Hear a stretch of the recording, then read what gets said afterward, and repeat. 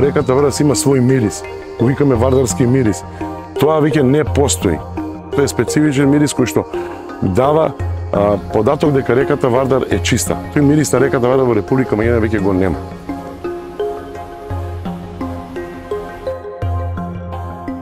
Во реката Вардар има максимална количина на пластика, максимално органско загадување од умрени лешови на животни, домашни животни, фрвање на домашното ѓубриво кој што го фрваме директно во Вардар, максимално фрвање на гуми кои што се не се складираат и директно завршуваат во реката Вардар.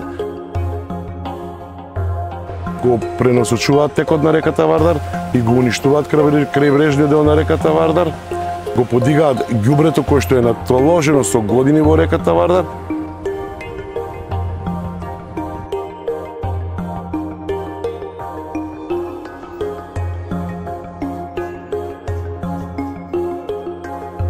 Квалитетот на водата и самата флора и фауна на реката Вардар во Грција или река Таксиос покажува дека многу се води грижа за незе, додека кај нас воопшто не е заштитен, нема грижа за реката Вардар.